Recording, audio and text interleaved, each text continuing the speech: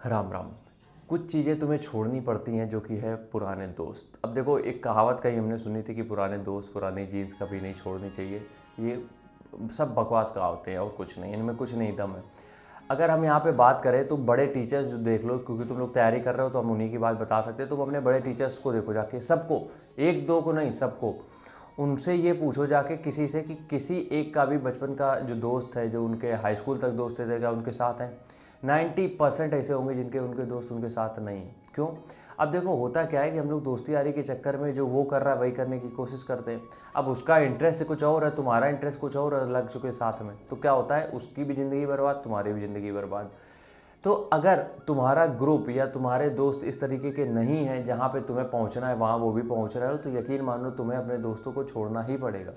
और छोड़ने का मतलब ये नहीं होता है कि भूल जाओ, छोड़ने का मतलब ये होता है कि आप अपने काम पे फोकस करो, कुछ दिन के लिए वो चीज़ें छोड़ दो। जो अपना पुराना ग्रुप था वो छोड़ दो, क्योंकि वो जो ग्रुप होता है, पुराने दोस्त होते हैं, उनमें तुम इतने कंफर्टेबल होते हो कि चीज़ें तुम्हारी ग्रोथ वाली चीज़ें हो ही नहीं सकती। वहाँ से फ़न, एंटरटेनमेंट, मजाक मस्ती यही सब चल सकता है, और इनसे ज़िंदगी नहीं कटती।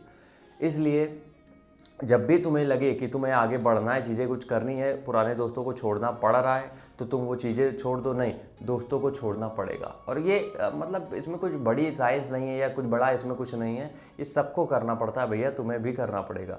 पुराने दोस्तों को, अपने घर को, अपने घर वालों को, सबको छोड़ के आगे थोड़ा सा निकलना ही पड़ेगा।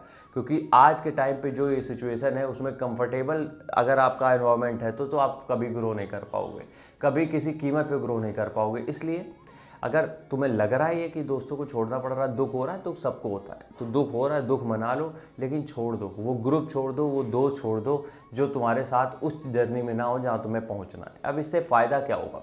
इससे फ़ायदा क्या होगा? एक तो ये होगा कि तुम इमोशनली स्ट्रांग हो जाओगे, क्योंकि देखो, दोस्तों के साथ तुम बचपन से खेले हो यार, अगर उनसे दूर होते हो तो तकलीफ तो होती है। तो सबसे पहली चीज़ तो यही होती है कि तुम इमोशनली स्ट्रांग हो जाते हो, बहुत मजबूत हो जाते हो इमोशन से, ठीक है।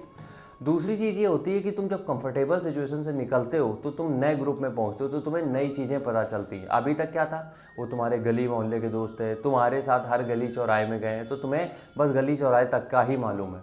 लेकिन जब नए दोस्त बनते हैं, नई जगह जाते हो, तो तुम्हें नई चीज़ें एक्सप्लोर करने का भी मौका मिलता है, तुम्हें नया कुछ जानने का भी मौका मिलता है। लेकिन जब आप पुराने ग्रुप में रहते हो, पुराने दोस्तों के साथ रहते हो, तो चीज़ें वही पुरानी रहती हैं, उनमें कुछ भी आपके ग्रोथ के जो चांसेस है वो बहुत कम होते हैं, नेग्लिजिबल होते हैं, उसमें कोई मतलब नहीं होता है।